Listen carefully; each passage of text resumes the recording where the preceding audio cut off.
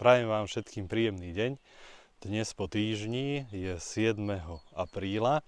Sa chystám na ďalšie úkony, ktoré si spolu prejdeme. Bude sa jednať hlavne o rozširovanie plodiska, a to zatiaľ iba horizontálne rozširovanie plodiska, buď súšami, alebo z čelstva, ktoré budú silnejšie, dám im aj stavebný rámik. Popri tom všetkom aplikujem tretiu dávku výživového doplnku Apiherb, už poslednú, a pozrieme sa aj na nejaké včielky, ktoré mali nejaký problém, či už tie, ktoré boli slabšie, tie by sme potom posilnili. Ja to robím tak, že ako keby vyrovnávam silu tých včelstiev v tom zmysle, že tým, ktoré sú silné, nejaké plodové plásty zoberiem a tým, ktoré sú slabšie, ich pridám. Tak poďme sa na to pozrieť, ako to robím. OK, takže poďme na to. Chvíľky, čaute. To sú celkom dobré. To si položím niekde na bok. No, takže prvé z kraja tu mám krmitko, ktoré som dával, keď som dával výstrong, takže to už môže ísť von, pretože kvitne nám čerešňa, začína kvitnúť čerešňa a nemá už zmysel, ako rozmýšľal som, že dám druhú dávku možno, ale myslím, že to už bude zbytočné, keďže už nejaká znáška začala. Tak, poďme si teraz upraviť toto plodisko. Tak, keďže som si tu robil voľné miesto, tak začnem rovno z tejto strany. Toto bude nejaký krycí plást zrejme. Áno, takže je to krycí plást. Je na ňom aj peľ, aj tam už vidno, že sa tam leskne nejaká sladina. Posuniem na kraj a idem ďalší. Vždy, keď robím prehliadku, urobím si to tak, aby som v úli mal o jeden plás menej, aby som ich mohol k sebe zosúvať. Takže toto je peľová doska. Na ďalšom bude zrejme plot. A vždy ten plást prisuniem, až ho dotknem k tomu ďalšiemu. Tým zabránim tomu, že sa mi včely začnú rozliezať po tých plieckách a potom by som ich zbytočne pučil, keby som tie rámiky dával znovu k sebe. Takže tu mám plot. Dobre. Takže táto strana je vybavená. Tu začína plot. Sa pozriem ešte, ako to vyzerá z druhej strany.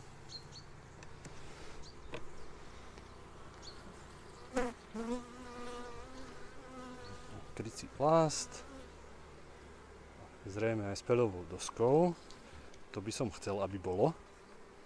Ak by bol na tomto ďalšom plot, tak by som potom mohol ich rozšíriť stavebným rámikom. Ak nie, tak to robíme ináč. Nie, to je peľová doska, ale urobím to tak, že túto peľovú dosku dám ako prvú. A keďže viem, že teraz na nasledujúce dni má byť celkom teplo, a kvitnú už ovocné stromy, môžem začať rozširovať plodisko stavebnými rámikmi. Stavebný rámik je takýto prázdny, nenadrôtikovaný rámik, na ktorom je nalepený iba úzky prúžok medzi steny. Toto vkladám ako prvé do plodiska, ešte predtým, ako by som tam dával akékoľvek medzi steny. Stavebný rámik je taký základný kameň mojej zootechniky a vždy ho dávam ako druhý z kraja. A umiestňujem ho na takú pozíciu, aby bol medzi krycím plástom a plodom. Takže nedal by som ho tuto z druhej strany, kde by bol ako tretí napríklad. A je to kvôli tomu, aby som v tom plodisku obsiahol čo najväčší priestor na plodovanie. Aby prvý a posledný plást bol krycí, aby na všetkých ostatných bol plod. Tak z toho dôvodu nedám ako tretí, lebo zaň by už matka potom zrejme nešla klásť. Pozrieme sa ešte, čo by som urobil na tej druhej strane. Kebyže tu je nejaký voľnejší, do ktorého by mohla klásť, tak by som ho dal k tomu plodu. Zásoby by som im nerád bral. Pozrieme sa na ten, čo som vytiahol z kraja. Už aj dosť peľu. No teraz neviem, čo urobím. Skúsim im tento otočiť touto stranou, kde je trošku voľných buniek. Tieto zásoby im takto trošku poruším. aby to vyčistili a vzniklo tak nejaké miesto, možno na kladenie. To je už pel, tak tento by som nechal ako krajný. A ten, čo bol krajný na druhej strane, dám takouto voľnejšou stranou zase sem. Dobre, tak poďme si to ešte raz opakovať, čo som urobil. Takže vložil som stavebný rámik na druhú pozíciu. Zosunul som peľovú dosku na kraj a máme plot. A tesne vedľa plodu som dal, ideálne by bolo dať súž, ale nechcem im brať zásoby, lebo neviem, že čo ešte sa môže stať s počasím, všeličo. Takže dal som taký plás, na ktorom je aj trošku miesta na kladenie. Takže tým som vlastne rozšíril plodisko ako keby o dva plásty. Jedným takým poloprázdnym na kladenie plus druhý, na ktorom môžu stavať voľné dielo. Tento rámik stavebný slúži na to, že väčšinou, keď v úli sú samé medzisteny, tak na tomto voľnom si na 99,9% včely postavia trúdie dielo. To sú také veľké bunky. A to, ako ja pracujem ďalej počas sezóny s týmto stavebným rámikom, si povieme niekedy neskôr, ale je veľmi dôležité, aby sa vkladal ako prvý pri horizontálnom rozširovaní plodiska ešte skôr ako akákoľvek medzistena. Takže ak bude takéto počasie pokračovať, tak si myslím, že včely ho postavia tak, čo ja viem, keď sa sem o týždeň prídem pozrieť, tak si myslím, že by to už mohlo byť postavené. Takže, ale na to, aby včely stavali, musia byť splnené dve podmienky. Musí byť nasledujúcich niekoľko dní teplo a zároveň musí byť prínos nektáru. Takže teplo a snáška vyvolávajú na jar u mladých včiel stavebný pud.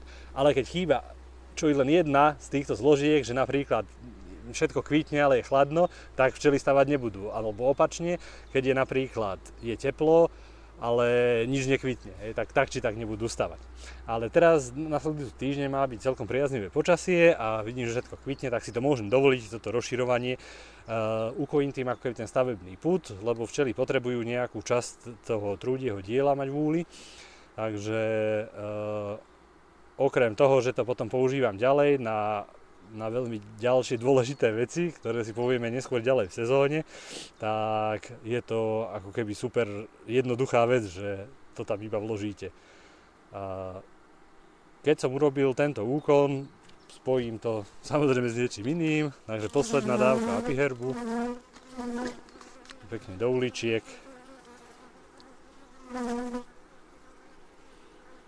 Tretia. Takže apiherb skončil na túto jar, najbližšie ho budem dávať niekedy september, október podľa teplôt.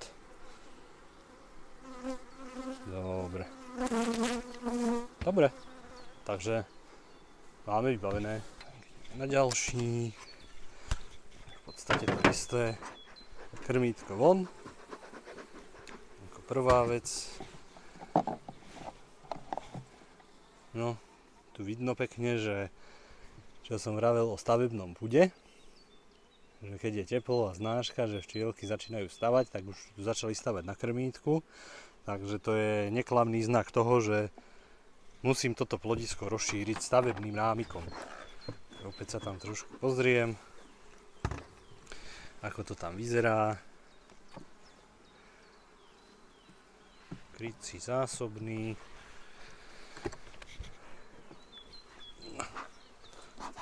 Vás podymím ešte.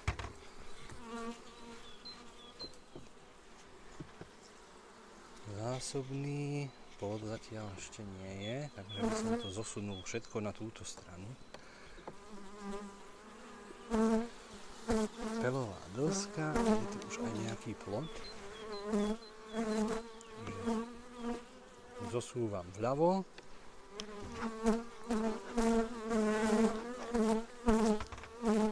Plot, zrejme je tu plot, preto sa pozriem na druhú stranu.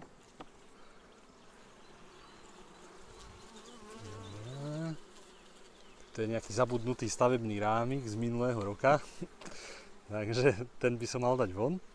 Pozriem sa, či náhodou na ňom už matka nekladie, lebo ona z jary takto veľmi rada zakladá trúdie bunky, ale tým, že to bolo úplne vpravo, tak sa to nestalo. Takže iba sklepnem včely. Už z toho trošku strieka aj čerstvý nektár. Toto zrejme bude peľová doska. Pozriem sa pre istotu. Áno, peľová doska, krásna. Peľu. Na ďalšom pláste už vidím plod. Je pekne celý zaplodovaný. Takže zoberiem stavebný rámik. Stavebný rámik s prúžkom. Ako druhý správa. Takže zase medzi krycí plást s peľom a medzi prvý plást s plodom. S plodom. Na tú druhú stranu, tu sa ešte raz pozriem, ako to bolo s tým plodom. Tam by som dal ešte jednu súš. Áno, takže tu je peľová doska s trochou vajíčok. Takže do tohto prázdneho miesta vložím súš. To je rámik, ktorý je suchý, nie je v ňom žiadna zásoba, nie je nejaký starý, ani nejaký zase mladý. Ideálne je takejto, toto je už trošku tmavší, ale ideálne sa hovorí medzi včelármi, že žemlovej farby. Do toho matky najradšej kladú. Takže toto plodisko sme rozšírili opäť dvomi plástami, jednou súšou, ktorá je úplne voľná a matka do nej môže hneď klásť, a druhým rámikom stavebným, na ktorom včely môžu stavať, uchuja svoj stavebný pud, matka ho okamžite zakladie trúdnymi bunkami. Takže máme vybavené. Hej, opäť za pár minút. Ešte dáme apiherb, aby som nezabudol.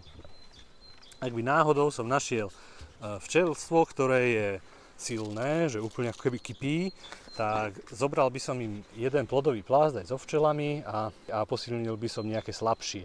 Preto mám vlastne napísané tú taxáciu, že sme si minule vraveli, ktoré sú silné, stredné a slabé, aby som vedel, keď mám nejaké veľmi silné, aby som vedel bez toho, že by som musel otvárať všetky úhle, aby som hneď vedel, že ktoré sú slabé a kde môžem vlastne tento plást na posilnenie vložiť.